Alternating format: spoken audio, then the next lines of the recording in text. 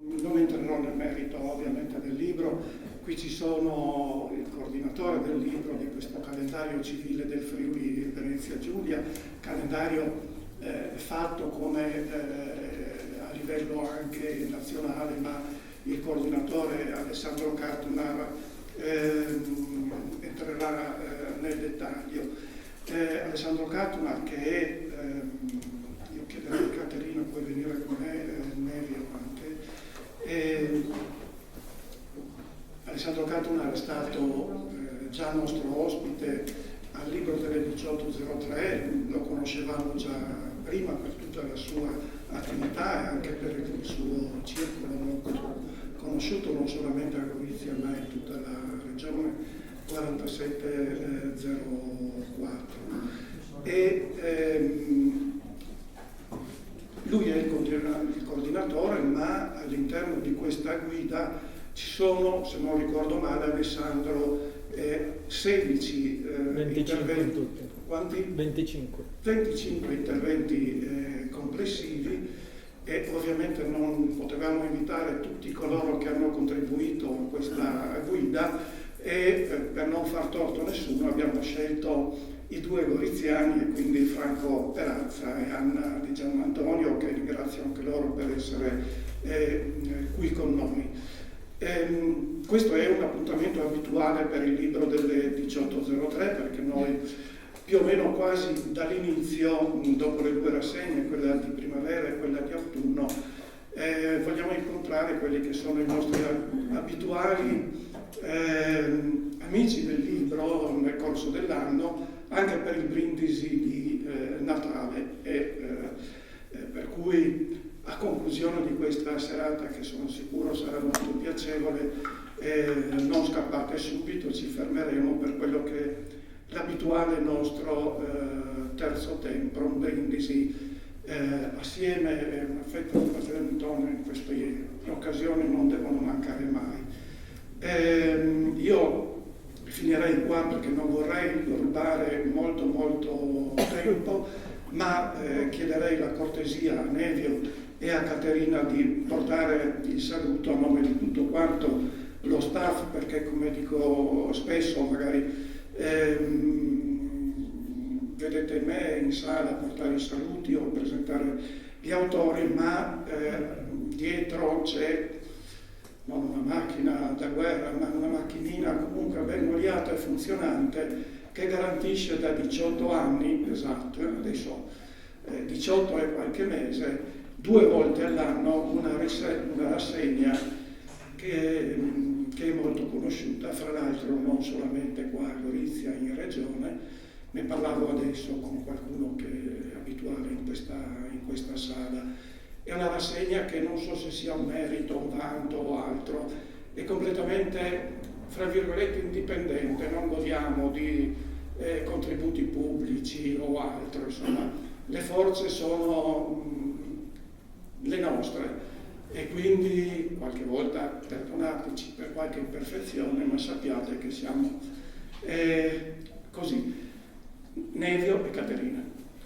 Ma io devo dire una cosa, io di solito sto dietro la videocamera e guardando un po' tutti gli interventi che avvengono sul canale YouTube del libro 1803, da quando ho incominciato piano piano a fare queste riprese, prima facevo fotografia e poi piano piano mi sono intrufolato dentro, ho riscontrato che sempre di più, ogni edizione sempre di più, ripeto, e le visualizzazioni sul canale YouTube sono sempre in aumento. Questo vuol dire che c'è gradimento anche per le persone che purtroppo molte volte non possono venire, oppure qualcuno vuole riguardare qualche, non dico tutto, ma anche buona parte di ciò che viene ripreso in queste edizioni. Allora, buonasera. Questa sera non abbiamo tutto sommato sponsor da ringraziare, dover fare l'elenco e quant'altro, ma sicuramente la Fondazione Roberto Visintin, che è sempre con noi, per cui un caro saluto e un abbraccio, e anche a tutti i colleghi che sono nelle retrovie o si nascondono, Franca, Giorgia, Alberto, Laura che non c'è questa sera, non è potuta venire, e Mitico Nicola, per cui un saluto a tutti da tutti quanti noi e un buon proseguimento di serata. Grazie ancora. adesso lascio la parola ad Alessandro. Buonasera a tutte e a tutti, grazie di essere qui, grazie per l'invito, è sempre un piacere essere qui alle 18.03 a presentare libri, a chiacchierare, a condividere un po' il lavoro fatto. Ringrazio Anna e Franco che non solo per essere qui oggi ma per aver accettato il mio invito a scrivere all'interno di questo libro. Qualche parola per spiegarvi come nasce e qual è l'idea che sta sotto questo volume. È un'idea che nasce dalla casa editrice, da Bottega Errante, che ringrazio per avermi coinvolto, per avermi proposto questa curatela. Nasce da un'esigenza che un po' si sentiva anche parlando con tante persone in queste settimane. In tanti mi hanno detto che è un libro necessario, ha detto qualcuno, che mancava fino a questo momento, che va un po' a completare una trilogia. Sono già stati pubblicati per Donzelli 2 volumi, un calendario civile europeo e un calendario civile italiano, e completiamo questa costruzione di una memoria collettiva con un calendario civile regionale del Friuli Venezia Giulia. Qual è l'intento? L'intento è un po' cercare di indagare quali sono quei momenti storici, quegli eventi che lasciano il segno nelle famiglie, nelle persone, che lasciano qualcosa che segna l'identità, che fa sì che quell'evento faccia iniziare qualcosa di nuovo, un evento che da un punto di vista è arrivo, fine di un percorso, ma al contempo l'avvio di una fase nuova.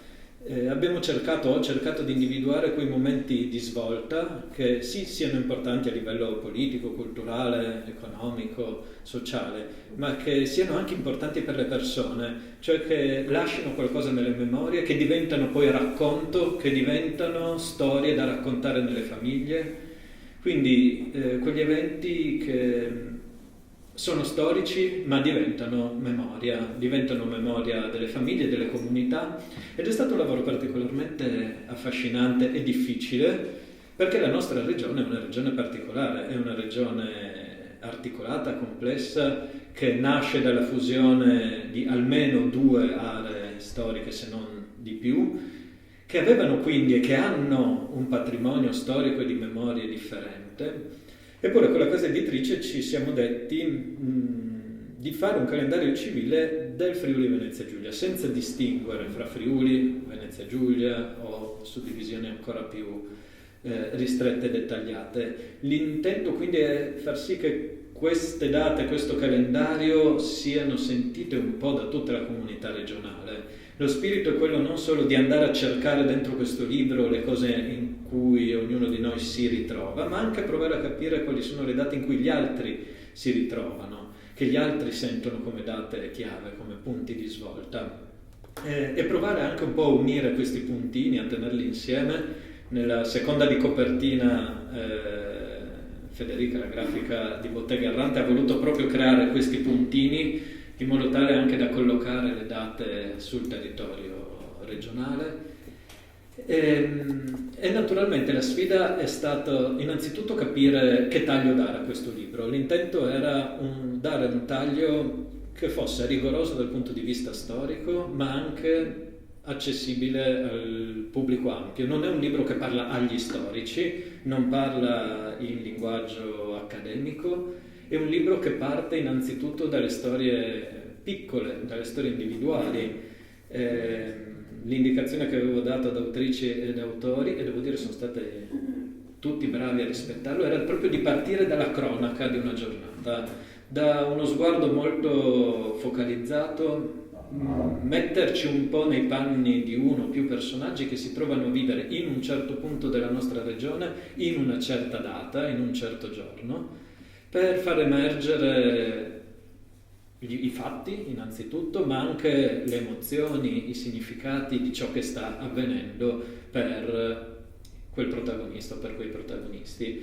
Dopo il racconto un po' più cronachistico si allarga lo sguardo, si cerca di capire come quell'evento si collochi in un panorama regionale più ampio e alla fine come si collochi in realtà in un panorama europeo decisamente più articolato. Quindi cercare anche di capire come la dimensione locale, regionale, si sposi bene e si collochi all'interno di un contesto molto più ampio. Ogni saggio poi cerca in maniera non didascalica e non pedante di rispondere alla domanda che dà il titolo al libro: cosa resta di quella giornata? Cioè, perché la ricordiamo ancora? Perché vale ancora la pena raccontare questi fatti, ricordarli, tramandarli di generazione in generazione? E credo che sia la sfida più importante. È un esercizio che mi è capitato di fare di recente ad un evento al Kulturni-Dom in occasione dell'80° anniversario della liberazione, della fine della seconda guerra mondiale, su invito di Igor Comel.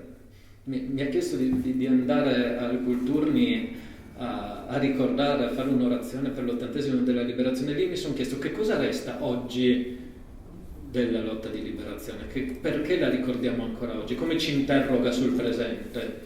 E non è stato facile rispondere. In parte, una parte della risposta l'abbiamo inserita qui dentro, l'ho inserita qui dentro nella voce relativa al 1 maggio 1945. Ma sono domande che ogni tanto diamo per scontato. Quando si parla di resistenza, quando si parla di grandi eventi storici, diamo per scontato di sapere che cosa resta, qual è l'eredità di quell'evento. Ma se ci ragioniamo un po' meglio, e per scrivere questo libro è stato necessario ragionarci un po' meglio, vediamo che più passa il tempo, più dobbiamo aggiornare quella risposta che diamo. Ricordare oggi la fine della seconda guerra mondiale non ha lo stesso significato di ricordarla 20 anni fa o 50 anni fa, perché come cambia il presente cambia anche il significato che noi diamo agli eventi passati. La sfida di questo calendario civile è proprio questa: è un calendario tutto focalizzato sul Novecento, abbiamo deciso di non andare più indietro. Abbiamo preso come data d'inizio il 1906, la data in cui viene inaugurata la stazione transalpina qui a Gorizia. È una data importante che ho voluto mettere perché segna una prima fase della storia di questa città e segna una parte importante della storia regionale, quando una parte di questa regione era sotto l'impero austro-ungarico, parte di storia che ha lasciato un'eredità importante che è ancora presente. L'ultima data è il 2004, quindi sforiamo leggermente il secolo, quindi lo consideriamo un secolo lungo invece che un secolo breve, come è stato definito da storici ben più titolati di noi, tornando sempre nello stesso posto, di nuovo in piazza Transalpina, questa volta per ricordare l'ingresso della Slovenia in Unione Europea e l'inizio di una nuova fase, che è la fase di un'Europa allargata, che ha portato tantissime opportunità, ha sollevato domande di fronte alle quali ancora oggi assolutamente ci interroghiamo su qual è il ruolo che l'Europa può avere nel contesto internazionale, se quella scelta di allargarsi a 10 nuovi paesi nel 2004 è stata una scelta lungimirante o se è stata una scelta azzardata. Sono tutte questioni di grandissima attualità adesso che vediamo che l'Unione Europea è in crisi, viene fortemente criticata per la sua incapacità spesso di affrontare proprio il contesto internazionale. Insomma, un libro articolato, ringrazio davvero Bottega Errante, anche perché mi ha dato una bella gatta da pelare, perché ridurre più di un secolo a 25 date non è stato facile e quindi vi lanceremo il giochino alla fine di questa serata. Che cosa manca? Perché ogni lettore, ogni persona a cui ho dato in pasto questo libro mi ha detto ma manca quella data, ma come Cattunar ha fatto a lasciare fuori quella data? È tutto molto divertente ed è parte di questo gioco, spero che la casa editrice lo sfrutti a livello pubblicitario, perché tutti noi ovviamente ci ritroviamo in questo calendario, ma sentiamo che qualcosa manca, perché ogni famiglia, ognuno di noi ha vissuto anche altri momenti e chissà, potrebbero esserci altre edizioni più aggiornate. E intanto io direi di darvi qualche qualche assaggio di storie che raccontiamo in questo libro, evidenziando da una parte le storie che più riguardano questo territorio goriziano. Siamo qui a Gorizia, siamo qui al Târgovský dom, che è un luogo fortemente simbolico, e dall'altra parte vorrei anche raccontarvi un paio di voci non scritte da me, Anna e Franco, che sono forse quelle più sorprendenti, che non ti aspetteresti in un calendario civile. Quindi io direi parto io dal raccontarvi una data che forse viene data per scontata e su cui mi sono interrogato molto, che è la Prima Guerra Mondiale. Ovviamente in un calendario civile sul Friuli Venezia Giulia, qui interrogo anche Anna, la Prima Guerra Mondiale doveva rientrarci. La domanda che mi sono fatto e ci siamo fatti con la casa editrice era: quale momento della Prima Guerra Mondiale inserire in questo calendario? Le possibilità sarebbero state tantissime. Avremmo potuto scegliere il 1914 per raccontare come la Prima Guerra Mondiale abbia interessato questa regione fin dal 14 e non dal 15 come in molti contesti si tende a fare. Avremmo potuto decidere di mettere la presa di Gorizia, sappiamo essere uno dei momenti di svolta importanti di questa storia. Avremmo potuto mettere Caporetto, che è uno di quei pochi eventi che ritornano effettivamente in tutti i libri di scuola.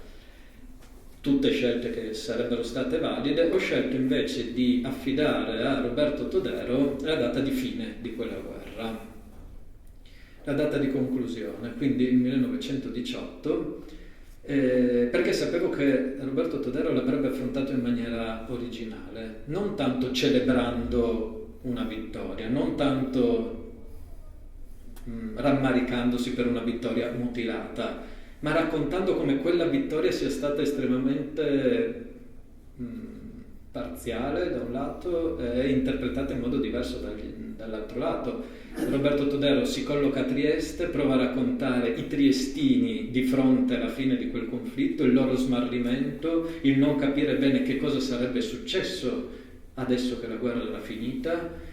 Riesce a raccontare i sentimenti contrastanti fra una parte della popolazione di questa regione che viveva quel momento come una sconfitta, un'altra parte di questa regione che lo vive come una vittoria, e proprio lì, alla fine di una guerra, quando sta per aprirsi una fase nuova, che troviamo la densità della storia che si coagula nelle fasi di transizione, perché lì sì, una guerra è finita, è evidente chi quella guerra l'ha persa, è più o meno evidente chi l'ha vinta, ma non è chiarissimo che cosa sarà ora, che cosa sarà adesso di Trieste, che cosa sarà adesso di queste aree, e quindi le domande, le aspettative, i punti di vista di una regione plurale emergono in maniera particolarmente forte. Ecco quindi questa scelta che io rivendico. So che qualcuno non è d'accordo, in altre presentazioni mi hanno detto non era possibile non mettere Caporetto. Non lo so, secondo me la Caporetto è già talmente tanto raccontata, talmente tanto conosciuta, che forse non serviva. Poi vuoi intervenire su questo? Vado avanti, ti interrogo su altro. Ti interrogo su altro. Va bene. Secondo momento in cui vorrei soffermarmi oggi, ed è forse la parte più densa di... Qui in terza di copertina trovate la linea del tempo e vedete un po' come sono così articolate, dislocate le date. C'è una certa concentrazione di date fra questi due decenni, fra il 1940 e il 1950.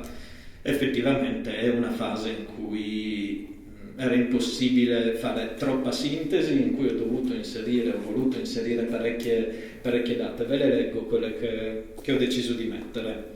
Ho deciso di mettere 1941, l'invasione italiana della Jugoslavia, è il 6 aprile, è un evento poco ricordato che sui manuali scolastici sostanzialmente non c'è, ma che per questa regione è estremamente significativo. È una parte di seconda guerra mondiale poco ricordata a livello nazionale, non presente nel calendario civile nazionale, e che è significativa perché vede l'Italia in una posizione scomoda, perché la mette nella posizione della potenza che invade un altro Stato, lo occupa militarmente e avvia delle politiche di conquista, di repressione, e quindi è ricordare il ruolo degli italiani come occupatori e non come brava gente. E anche queste fasi qui devono far parte di un calendario civile, non solo i momenti in cui siamo stati vittime o i momenti in cui siamo stati eroi, ma credo che anche i momenti in cui siamo stati carnefici siano parte della nostra storia e debbano essere in qualche modo così sedimentati, rielaborati, discussi. Ecco, è un libro che spero provochi molte discussioni. Una seconda data, e qui ci soffermiamo in questo decennio fra i 40 e il 50, è l'11 di settembre del 1943. È la data della battaglia partigiana di Gorizia, che ho affidato con grande piacere ad Anna, è l'inizio della svolta nella seconda guerra mondiale e vede Gorizia effettivamente in un ruolo particolare. Ci vuoi raccontare cosa succede in quella giornata? Partiamo dalla giornata particolare per chi non lo sa e poi ne capiamo il senso. Ecco così. Funziona? Sì. Dunque, intanto voglio ringraziare Alessandro per avermi affidato questo compito che ho svolto con grande difficoltà, perché poi è difficile, per me è stato difficile riuscire a trovare lo stile anche narrativo che lui richiedeva. Ringrazio quindi anche Bottega Errante, ma ringrazio anche e soprattutto Luciano Patata, ai cui studi si deve poi l'inizio, insomma, di questa conoscenza della battaglia di Gorizia. Senza i libri di Luciano sarebbe stato difficile. Vedo questa battaglia di Gorizia che si svolge appunto nel settembre 43 attraverso un'intervista che avevo fatto anni fa a una partigiana, una donna combattente in questa battaglia, che si chiamava Giuditta Giraldi, triestina, la quale, nome di battaglia Ditka, la quale partecipa appunto alla battaglia di Gorizia, perché già prima in realtà era in montagna con un gruppo di partigiani diretti in qualche modo, comandati da Anton Sibelli Stienka, il nome di battaglia. Stienka era un rivoluzionario sotto lo zar, un contadino rivoluzionario sotto lo zar, e questo Anton Sibelli prende questo nome di battaglia. E poi scendono appunto dal Carso, si recano nella zona di Monfalcone e Giuditta fa questo percorso e fa la battaglia di Gorizia. È molto interessante capire perché ci va, che cosa la spinge. E qui c'è descrivo un po' la storia di Giuditta, che tra l'altro è sorella del regista Giraldi, no? Che tutti conosciamo, figlia di una famiglia di un italiano, il padre italiano, la madre slovena, e mi ha raccontato tutte le sue peregrinazioni, non solo in Italia, perché la madre sotto il fascismo viene trasferita in varie città italiane, quindi cambiando casa, dovendo fare traslochi con pochi soldi, miseria, fino a quando decidono poi di spostarsi a Tunisi e poi di rientrare in Italia. E quindi questa persecuzione, ecco, delle famiglie slovene o anche delle famiglie miste durante il fascismo è la molla che la fa partecipare alla battaglia di Gorizia. Poi farà tutta la resistenza e quasi al termine della guerra le succede di essere catturata proprio a Gorizia da una formazione di cetnici, trasportata nella caserma e lì torturata. Racconta queste sue sevizie che subisce in questa caserma, racconta che mettevano musica classica e poi la picchiavano al punto che non riesce a camminare e quindi ritorna poi a Trieste addirittura a giugno, insomma, del 45. È stata una donna assolutamente straordinaria e quindi attraverso le sue parole ho voluto raccontare questo episodio che tutti conosciamo, la battaglia di Gorizia appunto, ma che secondo me, cioè, almeno a me ha fatto riflettere su alcuni punti, insomma, che vi voglio sottoporre. Ecco, da un lato la questione proprio delle donne. Noi sappiamo che qui la resistenza comincia, come diceva Alessandro, già nell'aprile del 41. Per tutti gli anni 20 e 30 c'erano stati in realtà rapporti tra italiani e sloveni, no? Nel cantiere si discuteva di politica, quindi c'erano una serie di relazioni già precostituite. Quindi il fatto che la nostra resistenza duri ben più di 20 mesi, almeno un anno più dei canonici 20 mesi della resistenza italiana, produce nelle persone un vero e proprio sconvolgimento. Devono affrontare il fascismo, devono affrontare i rapporti con gli sloveni, organizzare la resistenza. E questa cosa, affrontare l'8 settembre e la fine dello Stato, mettersi in marcia, e questo modifica tutti i parametri dell'esistenza normale. E per le donne in modo particolare. Quindi c'è Giuditta, ma c'è anche Vilma Broini, c'è Maria Antonietta Moro, c'è Undina Peteani, ci sono varie donne di cui abbiamo ricostruito la biografia. Donne che vanno completamente fuori, questo ci tengo a dire, dai cosiddetti parametri del genere femminile. Cioè generalmente si pensa che la donna faccia le cose opposte all'uomo. Quindi l'uomo è, come dire, più battagliero, usa le armi, usa una certa forza fisica, la donna invece è adatta ai lavori di cura. Non è così, non è assolutamente così.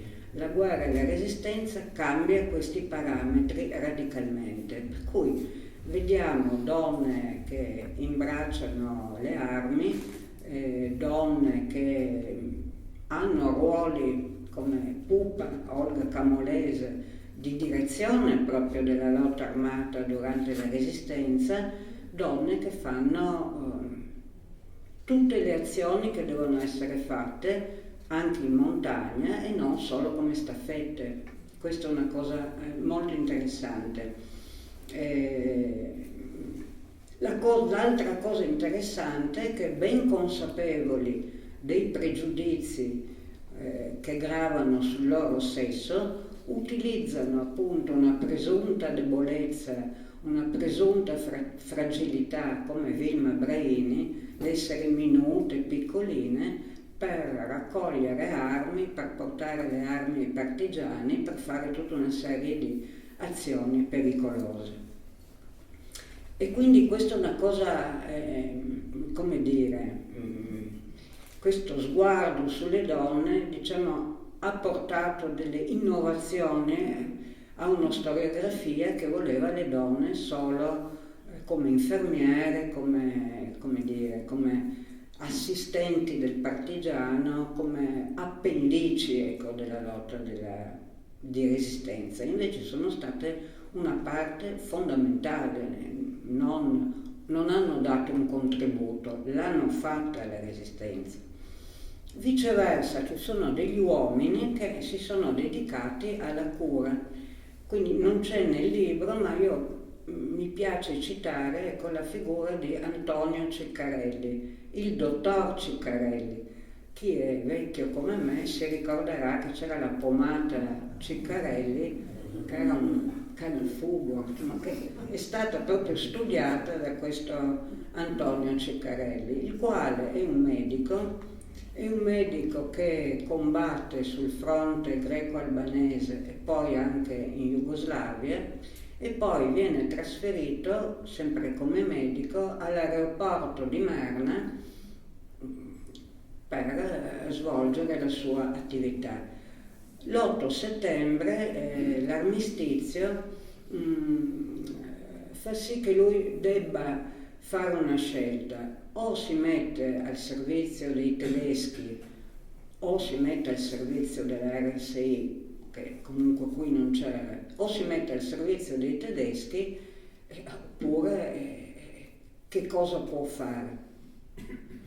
Ciccarelli era una persona così molto discreta e riservata, dice solo che sceglie perché dopo aver visto quello schifo, sono le sue parole, quello schifo della guerra vissuta sul fronte greco-albanese in Jugoslavia e dopo aver visto le nefandezze di cui si erano macchiati gli italiani, che cosa fa l'8 settembre?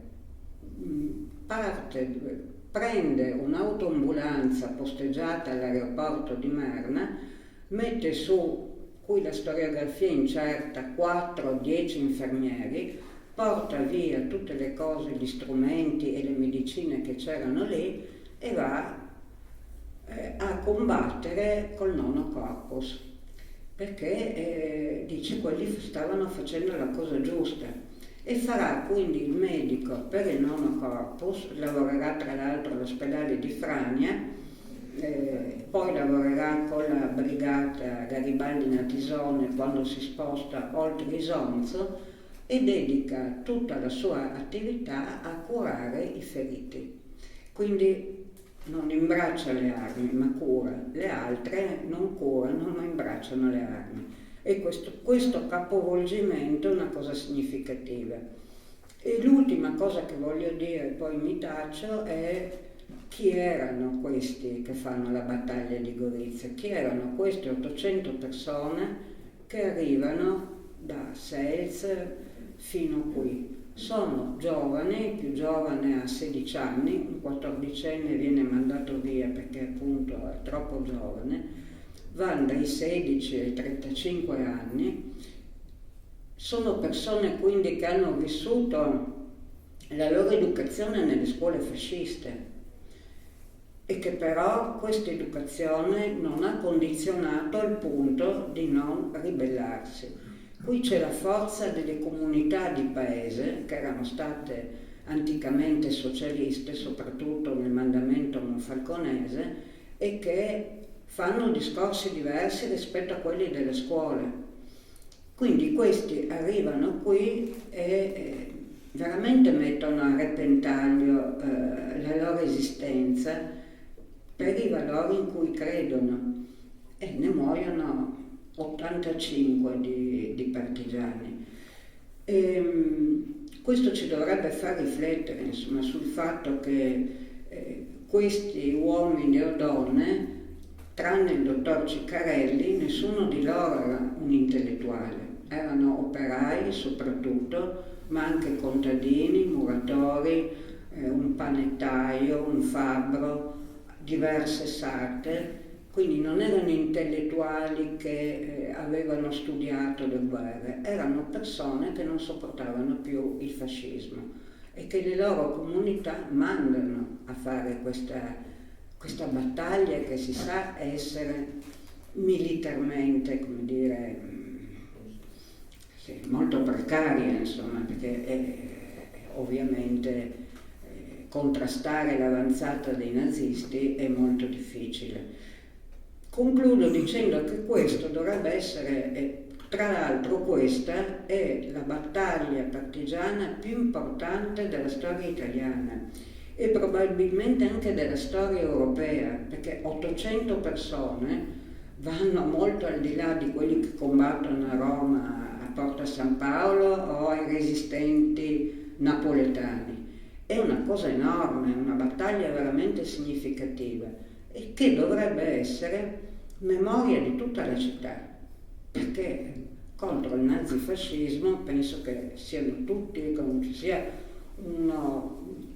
Eppure neanche questa è diventata memoria collettiva, è l'immagine plastica di questa non assimilazione, non condivisione nemmeno di cose che sono condivisibili, è rappresentata dalle 2 targhe in stazione, una messa nel 63 in cui si parla genericamente di martiri per la libertà e una un po' più puntuale che è stata messa nei primi anni 2000 da Lampi per spiegare che cosa era stata la battaglia e la battaglia alla stazione proprio di Gorizia.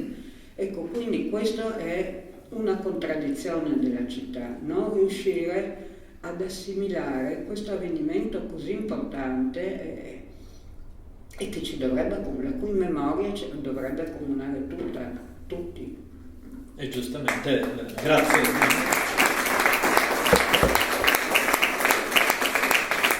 E giustamente l'abbiamo inserita in un calendario civile che ha proprio questo intento, porre l'attenzione di tutti i lettori e le lettrici della regione, ma anche nazionali, su alcune date che sì, sono conosciute spesso da comunità ristrette che ne hanno fatto una memoria militante, ne hanno fatto una memoria di resistenza culturale, ma che non ha ragione di non diventare una memoria di tutti.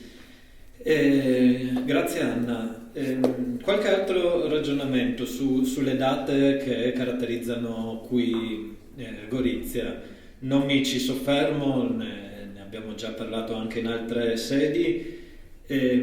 Ho deciso ovviamente di inserire il 1° maggio del 1945 e la data di fine della Seconda Guerra Mondiale, però è una data estremamente complessa, contesa, controversa, che rende il calendario civile del Friuli Venezia Giulia diverso da quello nazionale. Nel calendario nazionale il 25 aprile, data simbolo della fine della Seconda Guerra Mondiale, è una data assolutamente condivisa nel suo significato, nella sua valenza. Sappiamo che poi non tutto è successo il 25 aprile, la liberazione delle principali città del centro-nord sarà un processo che durerà diversi giorni. Qui invece a Gorizia, a Trieste, in quest'area della Venezia Giulia, sappiamo che la fine della Seconda Guerra Mondiale non è un giorno ma un periodo lungo. Qualcuno festeggia effettivamente il 1° maggio, una parte della città di Gorizia, una parte della città di Trieste ritiene che il 1° maggio sia la data, il momento della liberazione, un'altra parte della città e del territorio ritiene invece che la liberazione avvenga diverso tempo dopo. Qualcuno la colloca il 12 giugno del 45, dopo i 42 giorni di governo jugoslavo sulla città. Qualcuno la collocherà ancora dopo, la collocherà nel settembre del 47, quando verrà definito il confine, perché solo quello segnerà effettivamente la fine di un lungo dopoguerra che è ancora segnato da scontri, da contrapposizioni. Quindi ricordare qui in regione la fine della Seconda Guerra Mondiale è particolarmente complesso. Ho cercato di farlo evidenziando le diverse sensibilità. Il 1° maggio poi è una data ricordata sia a Udine che a Gorizia che a Trieste, perché a Udine è effettivamente il giorno considerato il giorno della liberazione, sostanzialmente in modo condiviso da tutta la città. A Gorizia e a Trieste sappiamo che non è così, ma osservare la questione in modo un po' allargato è interessante. E ovviamente poi Gorizia è al centro di un'altra data, che è il 10 febbraio del 1947, data in cui il confine viene prima approvato a Parigi e poi segnato qui sul territorio.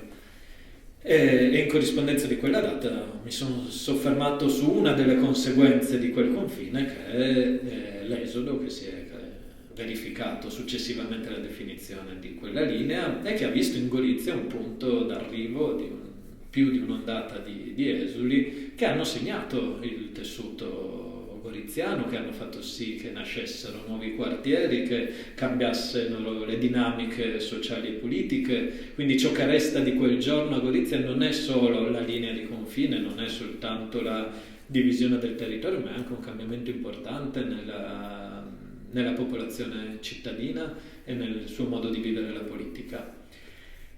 Ma visto che il tempo stringe, voglio passare a Franco. Non c'è solo politica in questo libro, non ci sono solo guerre, scontri e conflitti legati alla storia politica, anzi abbiamo cercato di sondare ciò che resta di eventi che riguardano diversi ambiti.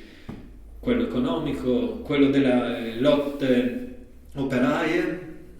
Per quanto riguarda le lotte operaie abbiamo scelto 2 date molto diverse. Il 19 maggio del 50, quando ci furono le lotte del Cormor nella Bassa Friulana, evento direi non molto conosciuto, che negli ultimi anni per fortuna è stato raccontato anche da un bellissimo podcast curato da Renato Rinaldi. Insomma, c'è un po' di narrazione attorno. Sono vicende interessanti perché raccontano di uno sciopero al contrario, di uno sciopero fatto da lavoratori e lavoratrici dell'agricoltura, della terra, che rivendicano la necessità di bonificare il territorio della Bassa Friulana e vogliono che i progetti di bonifica vengano finanziati e portati avanti dallo Stato e dagli enti locali, e per farlo lavorano pur senza essere pagati.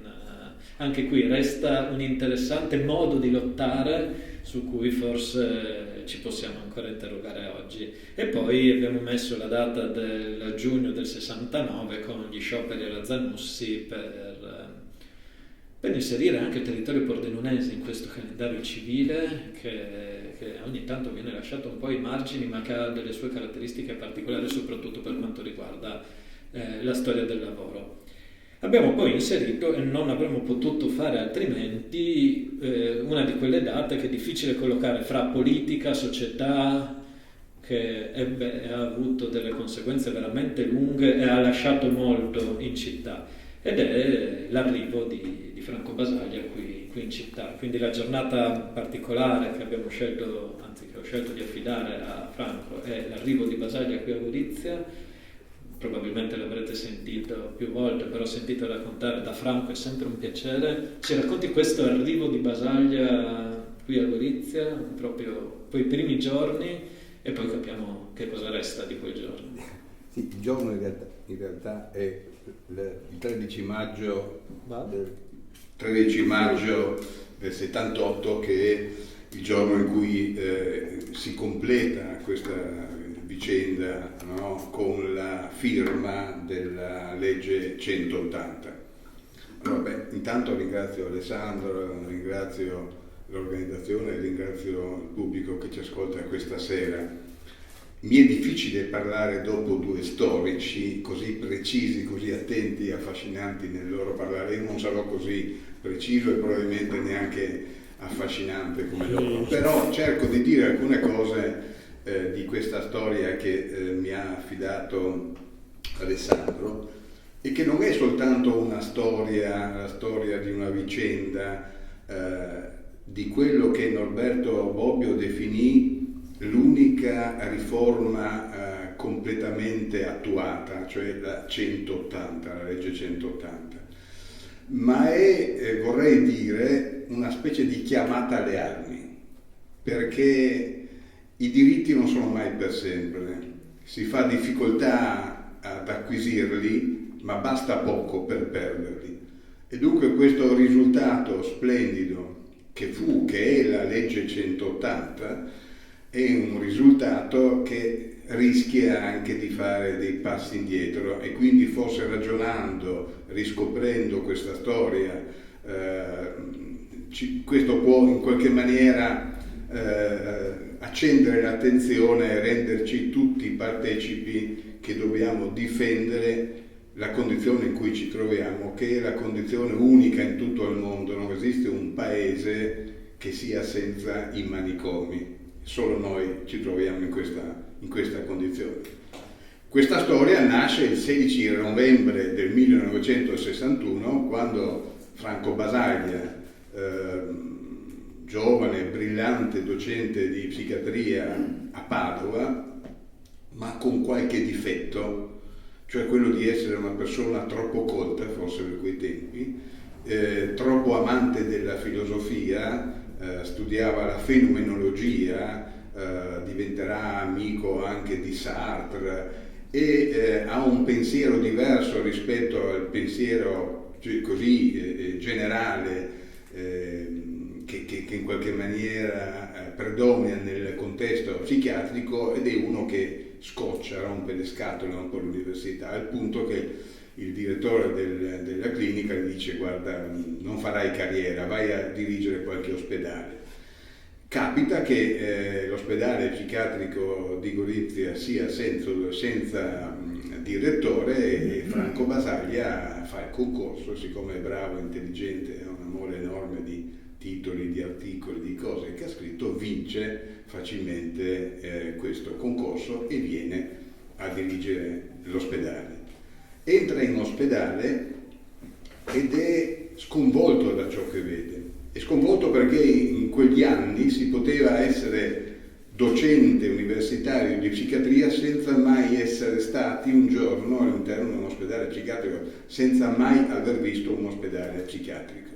E quindi lui lascia le aule asettiche, pulite, i reparti lindi della clinica universitaria ed entra in un mondo sconvolgente, una specie di inferno dantesco, fatto di sbarre, di muri, di reti, di gente legata al letto o legata al termosifone, volti impauriti, corpi consumati da anni di sedicenti cure che erano l'elettroshock, le lobotomie e poi le contenzioni fisiche. E soprattutto, oltre a ciò che vede, ciò che lo colpisce è l'odore, la puzza di quei luoghi, di quelle stanze, fumo e urina, e che gli ricordano quando giovane era stato arrestato perché aveva collaborato con i partigiani ed aveva passato in carcere un paio di mesi. E quindi quando entra in ospedale in realtà lui avverte che è come se entrasse in una prigione, in un luogo di privazione della libertà che nulla ha a che fare con una vocazione di cura come dovrebbe essere un ospedale, e quindi è angosciato e quindi dice vado via, cosa sto a fare? Ma poi, un po' perché è una persona cocciuta, determinata, e un po' perché, e non si finirà mai di ricordare, lo si fa sempre troppo poco, ha accanto una donna di una forza, di un vigore, di un'intelligenza rara che è Franca Ongaro Basaglia, e decidono insieme che sono venuti, si deve restare. E si deve restare per far cosa? In questo luogo che è vuoto. Entra in ospedale ed è vuoto, nel senso che non ci sono esseri umani, ci sono 250 schizofrenici, ci sono 80 epilettici, ci sono 70, 120, per arrivare a 650 diagnosi, punto. Sono oggetti nelle mani di una istituzione devastante, una istituzione che rimane in piedi perché c'è una legge del 1904, numero 36, che dice: entra in manicomio chi è pericoloso a sé o agli altri o arreca scandalo. E quindi basta un qualsiasi semplice certificato medico e si entra in manicomio, sempre secondo un paradigma della pericolosità. La follia è pericolosa, il folle è pericoloso, bisogna metterlo dentro.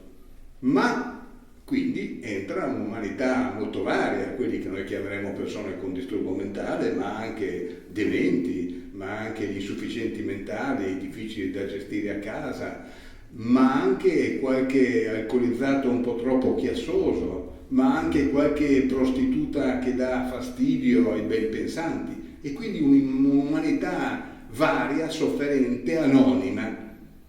E però si deve rimanere. L'aneddoto che tutti raccontano, che tutti sanno, ma io lo racconto lo stesso, è quello che il primo giorno che si insedia in direzione, come consuetudine, il capo infermiere porta un brogliaccio dove c'è l'elenco di tutte le persone che devono essere contenute, legate, ed erano sempre tante, a letto, come vi dicevo, ma anche ai termosifoni, e d'estate, nelle belle giornate, quando i matti si mettevano fuori nei luoghi recintati con le reti, legati attorno agli alberi.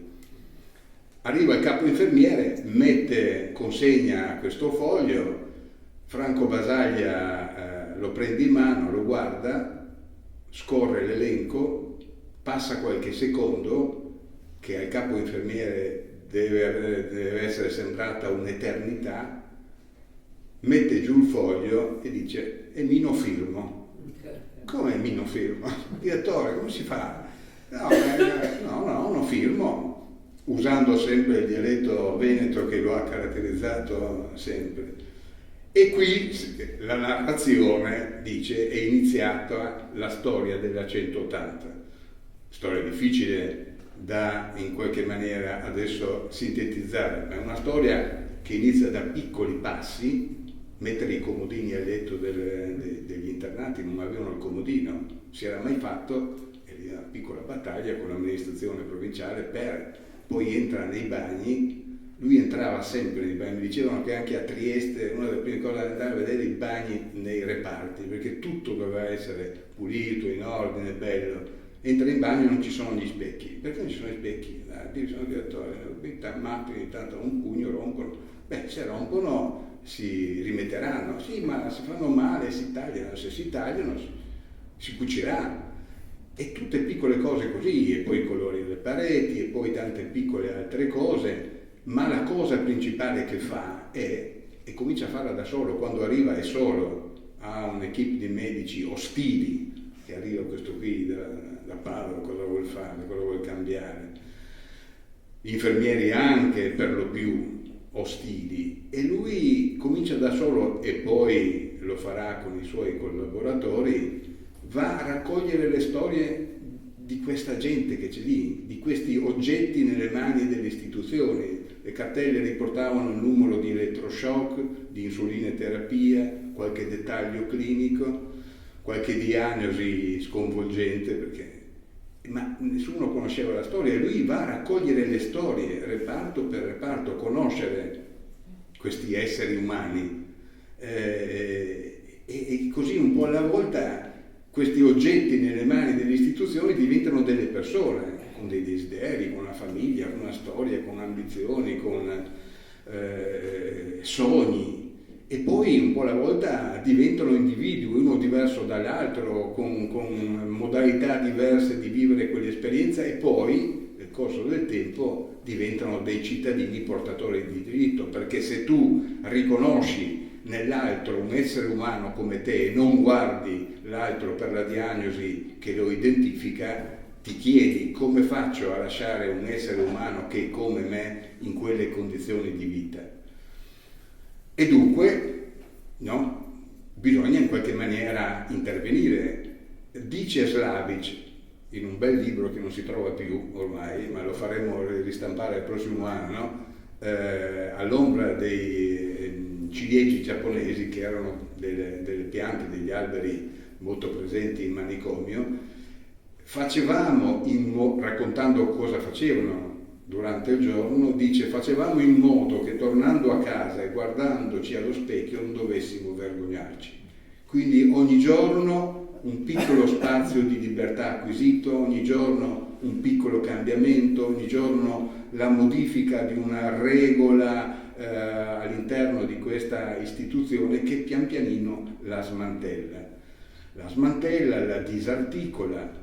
Nel 1968 viene a Gorizia il ministro Mariotti, socialista, chiamato da Cesare Devetac, che allora era assessore, un socialista, assessore alla sanità in regione, si era invaghito di questa storia di Basaglia, e voleva fare tra l'altro di Gorizia il modello regionale, se l'amministrazione provinciale di Gorizia non avesse cacciato Basaglia. Ma insomma Mariotti viene, vede, capisce, e cosa vede? Vede un ospedale che nel 68 ormai ha tutte le porte aperte, non ci sono le reti, la gente non è più legata, da anni non si fanno gli elettroshock, e introduce una prima legge, la legge 431 del 68, che introduce la possibilità del ricovero volontario. Tenete conto che con la legge precedente, quando uno entrava in manicomio,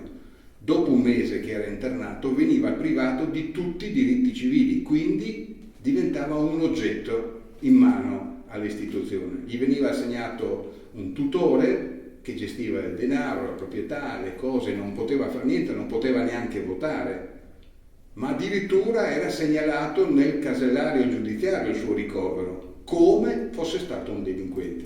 Questo era lo stato dell'arte. Basaglia cerca di scardinare tutto questo, mosso da uno spirito umanitario forte, ma anche da una forte intelligenza e conoscenza delle cose. Ha studiato Foucault e la storia della psichiatria, sa quanto la psichiatria è stata strumento di emarginazione, di esclusione. Ha studiato Goffman, ha letto il libro, anzi ha tradotto la moglie il libro Asylum, che dice quanto le istituzioni totali possano modificare la personalità delle persone. Insomma, ha un bagaglio culturale enorme che gli permette di capire. Nel 1964, sono 2 anni che è qui a Gorizia, in una conferenza internazionale a Londra, il primo convegno internazionale di psichiatria sociale, tra le tante cose, a un certo punto dice: la chiusura dei manicomi è un fatto urgentemente necessario, se non semplicemente ovvio. Queste le parole che gettano lo sconcerto tra gli astanti, che mai pensavano si sarebbe potuto neanche immaginare di chiudere il manicomio. Purtroppo nel 68 si incrina il rapporto con l'amministrazione provinciale e viene di fatto mandato via. Prende delle aspettative, lascia l'ospedale in mano prima ad Agostino Pirella, poi va via anche Pirella, rimane qualche mese in Casagrande. Nel 72 questa storia basagliana termina e Gorizia cade in un buio, in un cono d'ombra, e tutto si ferma. Fortunatamente Basaglia viene chiamato a Trieste. Faccio un inciso,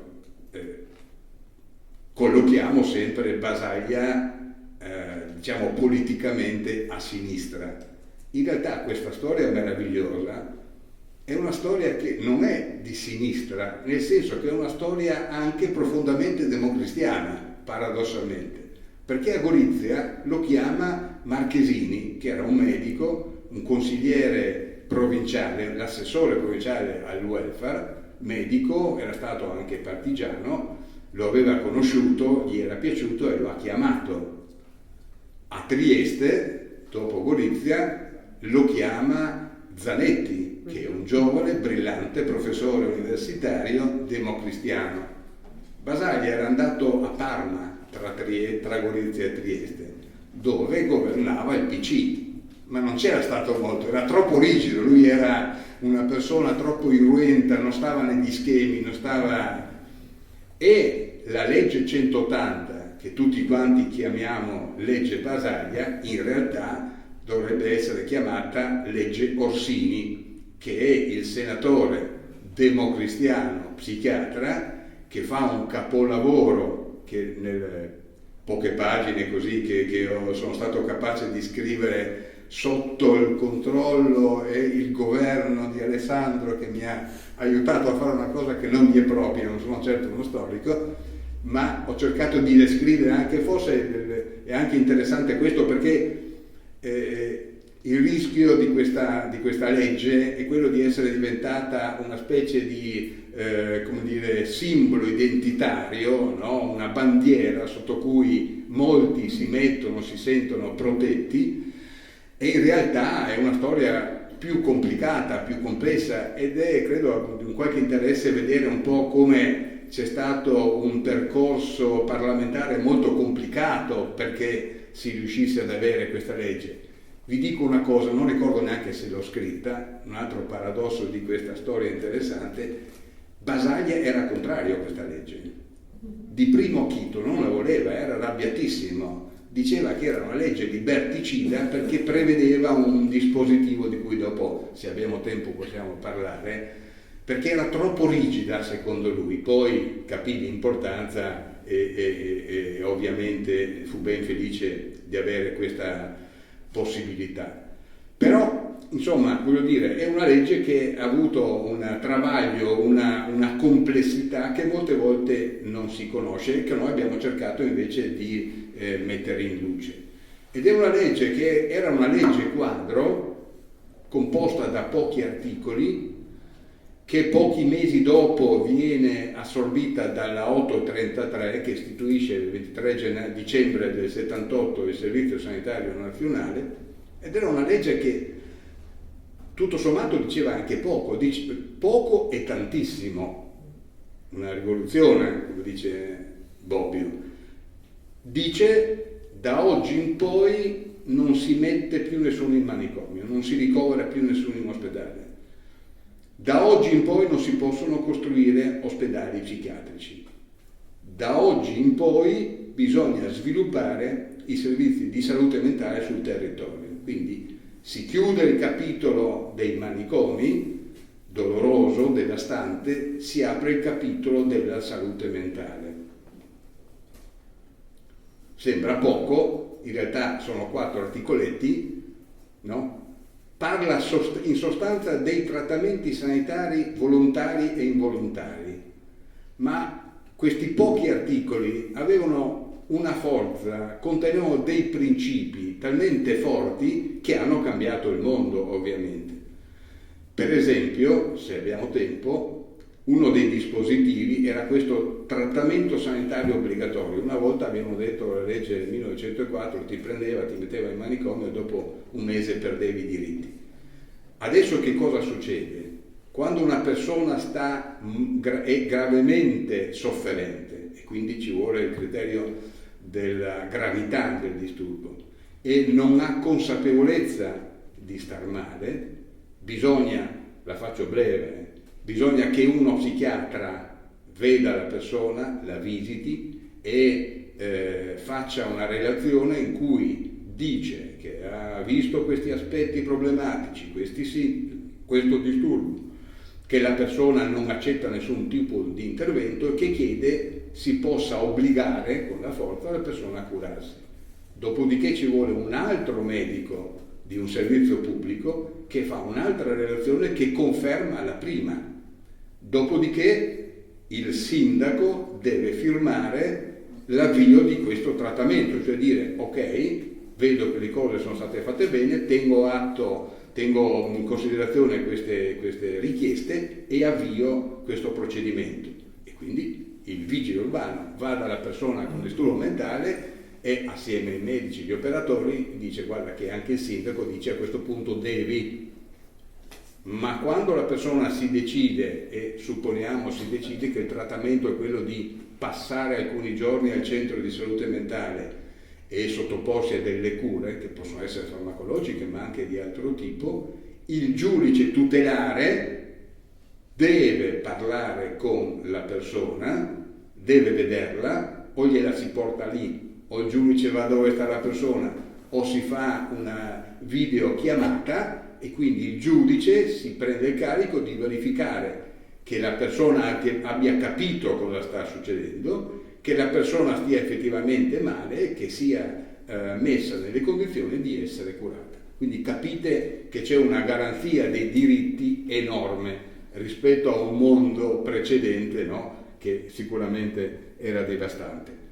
Nella storia che abbiamo raccontato io colloco questo 13 maggio che è il giorno della firma e cerco di descrivere cosa accade in questo nostro ospedale psichiatrico che adesso chiamiamo Parco Basaglia, quella volta era l'ospedale psichiatrico provinciale, dove c'erano circa 260 internati con una lunga storia, perché molti erano stati dimessi dai basagliani grazie a quella legge 431, e descrivo questa giornata che però rappresenta molte contraddizioni, perché poi Basaglia era andato via, era andato a Trieste e quindi era successo tutto quello che era successo.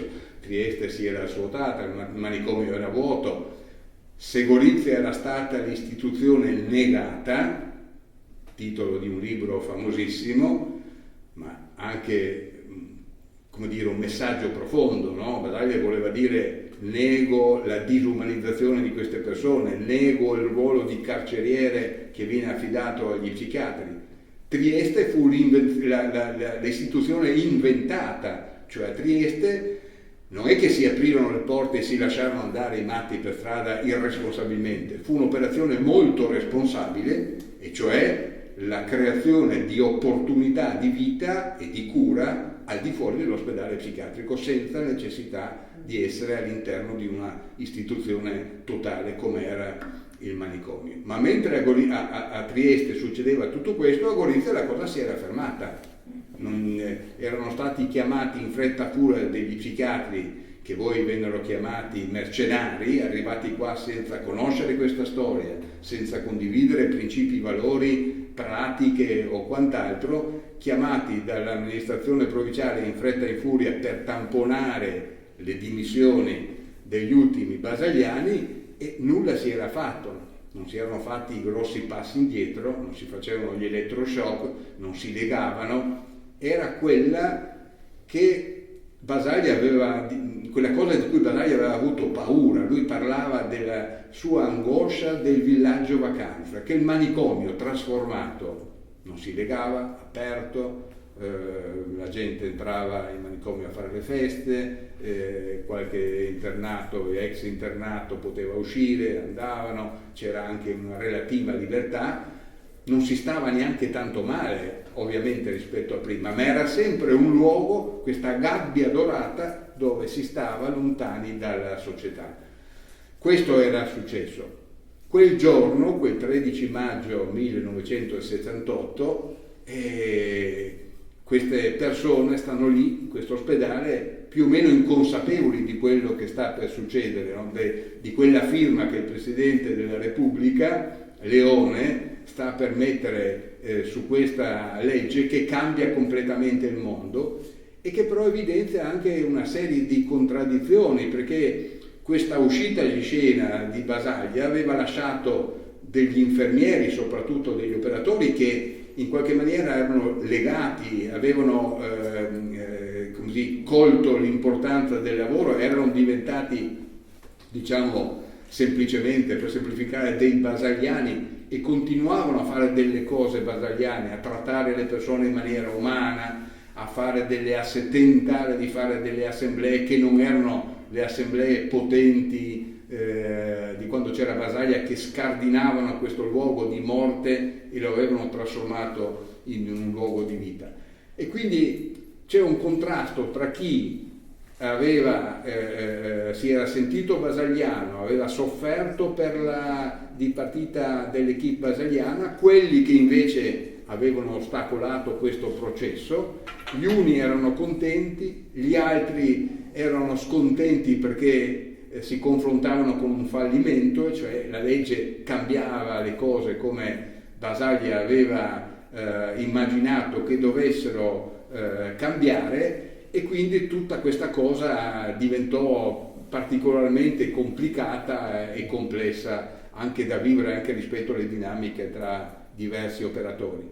Ho cominciato dicendo però, e qui chiudo, che è un grido d'allarme perché appunto quello che sta succedendo è che in questi tempi, secondo me abbastanza problematici, se non cupi e bui, c'è un ritorno delle psichiatrie della pericolosità, non dei diritti. Ci sono delle proposte di modifica della legge 180 fatte dai partiti che sono al governo in questo momento, ipotesi di leggi più, diciamo, restrittive, altre che in qualche maniera alimentano una presenza maggiore del privato all'interno dei servizi di salute mentale che sempre pubblici sono stati.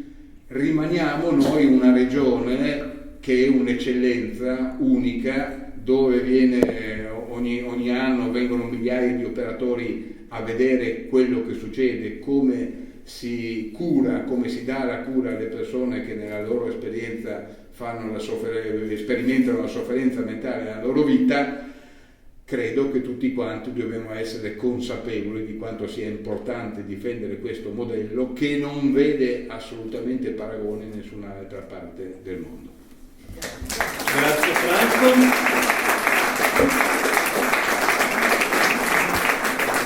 Andiamo a concludere, anche perché c'è il brindisi, l'aperitivo di auguri di fine anno.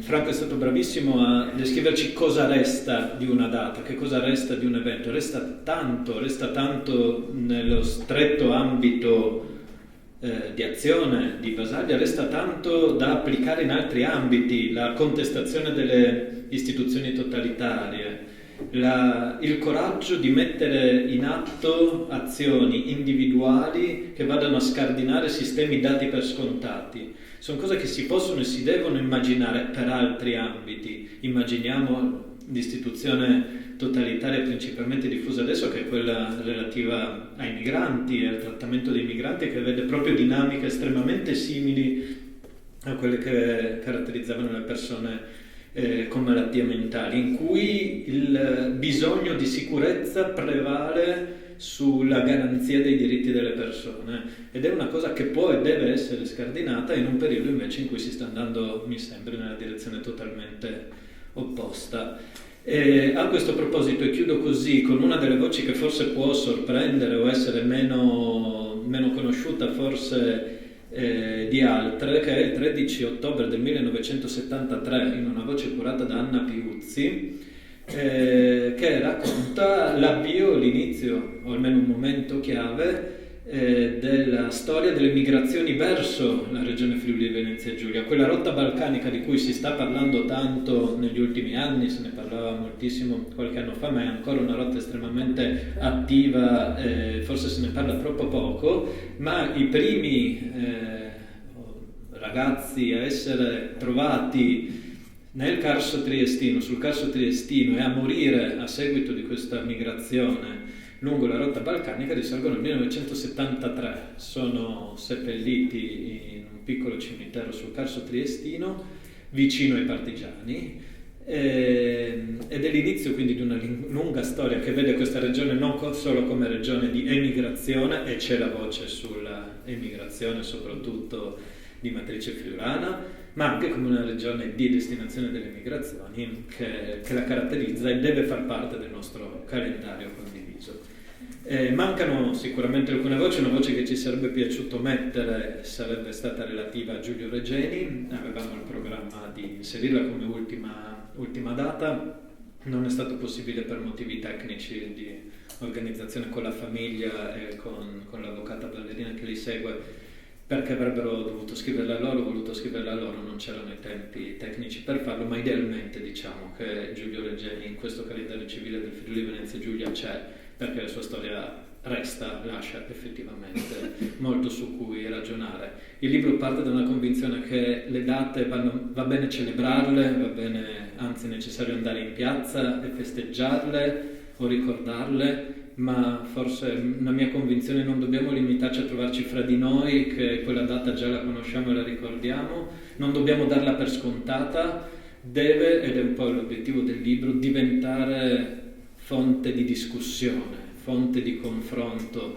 perché su ciò che è accaduto nel passato, e tutte queste date ne sono un esempio, dobbiamo chiederci oggi che cosa resta di quelle date, che cosa ci lasciano, non cosa ci insegnano, ma cosa ci stimolano a mettere in discussione. E spero insomma che, se avrete l'occasione di leggere questo libro, vi dia tanta occasione di chiacchierare, discutere e confrontarvi.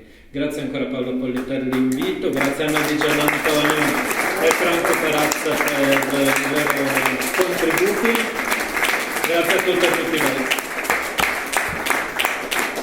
Grazie veramente a nome di tutti, ad Alessandro, ad Anna, a Franco, complimenti per quanto sono stati chiari. Ovviamente noi abbiamo potuto raccontarvi di due racconti, dei racconti che sono all'interno di questo. Da monfalconese non posso non ricordare una data, quella del 1992, e di un articolo di Enrico Buglia che parla della tragedia dell'amianto, chi è delle terre della Misiracheria in modo particolare, ma anche della bassa friulana, non può non ricordare quella data e la tragedia che abbiamo ereditato e che stiamo tuttora vivendo, perché ancora oggi in quelle terre, mie terre, si muore di amianto, e non solo chi ha lavorato al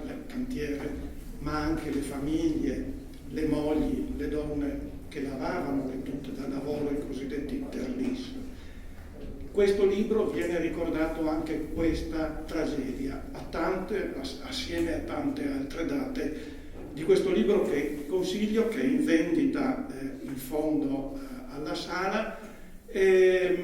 Prima di invitarvi per il brindisi, è giusto che io vi dia l'appuntamento.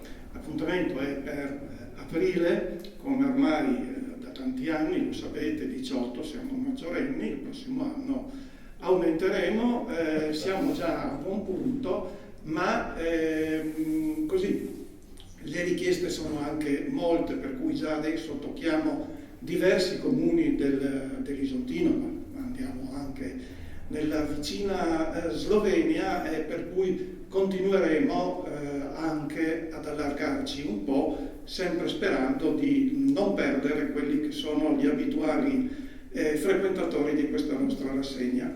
Grazie, buone feste a tutti e grazie.